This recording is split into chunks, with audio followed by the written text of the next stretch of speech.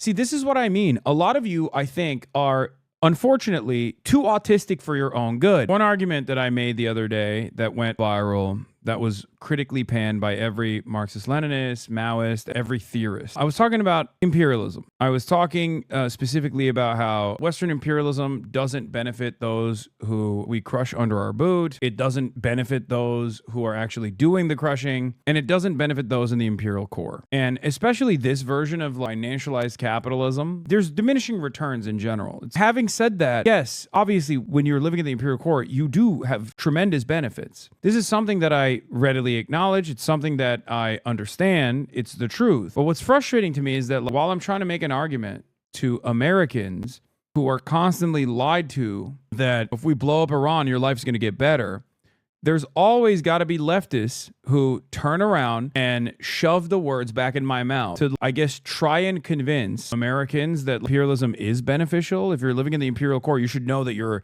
in a beneficial standing. So what? You want them to continue advocating for Western imperialism then? You know what I mean? This was my take. I said, Western imperialism doesn't serve the people it subjugates and destroys. It doesn't benefit the people carrying out the violence. And it doesn't benefit the people living in the imperial core. It only benefits capital. It's time to do away with empire and focus on ourselves.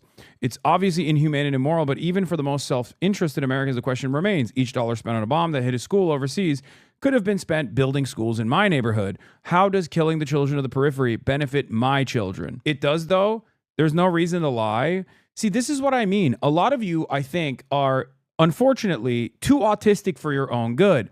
And that's why I do what I do and you do what you do. What's the argument? You want to go to a random guy living in West Virginia and be like, actually, you are taking advantage of imperial super profits, just so you know. I know you live in a fucking trailer park and you haven't gotten dental work ever. There's no hospital in your fucking neighborhood. So God forbid something horrible happens to you. You might have to get medevac by helicopter, okay? You're actually literally fucking eating the imperial super profits. I'm from the third world, so it's just insulting. Okay, shut the fuck up. This is my point. I'm trying to fucking get Americans to be more restrained in terms of expansive Western empire so they don't come knocking down your door and rape your fucking family members. But you're over here being like, no, actually, we have to be sincere about this. What purpose does that serve? Do you understand my point? Do you understand my anger here? What purpose do you think it serves to tell some American living in like horrible conditions that technically the exchange value for their fucking labor goes a much longer way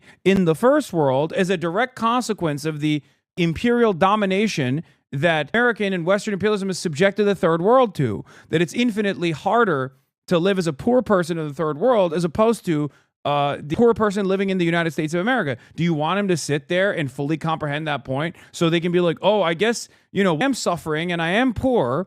As a matter of fact, I guess the imperial war machine must continue to the rest of the world because I get to have cheap treats. Do you think that's a productive argument? Because if the goal here is to convince those in the imperial core that this is not a beneficial process for them at all, and plus, it's not a beneficial process for them, and what comes next would be a beneficial process for them if we didn't just like retreat and maintain capitalism, right? How about advocating for a better world for everyone? Man, shut your bitch ass up, dude. Goddamn. How about fucking, yeah, La La Land, dude. Have you met an American? Do you know how fucking Hitlerian they are? The fuck's wrong with you? Yeah, dude, I'm gonna go fucking tell Americans like, oh, people that you're scared shitless of, that you've been told are like trying to come to this country and like rape your children, actually are people worthy of dignity. Like, that's gonna fucking work. Americans are selfish. You have to talk to them. This was the argument that I was making. You have to talk to people where they're at. You have to talk to people with the language that they understand. Okay? Yeah, I don't tell people that, you know, just fucking singing Kumbaya to the most selfish people on the fucking planet who, God, you're such a weirdo to leftists who disagree with you. This is not, why is no one allowed to disagree with you? This is not a disagreement. This is someone refusing to understand the argument that I'm making, okay? Many people do understand it. Ironically enough, I was just talking about propaganda and how to do successful propaganda and how to do unsuccessful propaganda, and someone immediately chimed in. Do you understand? In any case, the alternative mode here is not an imperialist nation to go into retreat and maintain capitalism.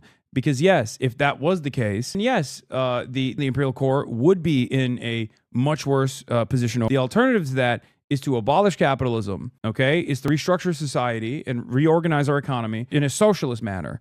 And therefore, all of the value you experience living in the imperial core, you end up gaining back again because of a socialist mode of production. So technically, I'm not even wrong with this statement. Yeah, I'm from third world country and I get your point. It's frustrating, but we need to talk to people with different point of views where they're at so we can get our point across. Yeah. Ironically enough, I'm also referencing Iran here too, which is why it's so funny. That's a developing country too that we fucking dominated. This is me trying to make an argument to selfish Americans that these kinds of violent desires do not actually end up benefiting people. And there were like a fucking quote retweets repeating shit that I know already.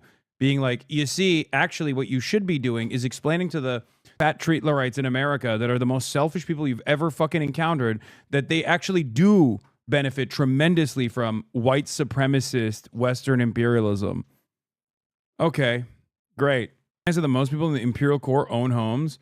The vast majority of us laborers own capital in the form of real estate, large investment portfolios, super wages, etc. Don't parrot 19th century analysis. Do the work and see. In any case, those the super profits are not being redistributed anyway, especially because we don't even have a normal labor function any longer. Like finance has completely changed the dynamic in its entirety.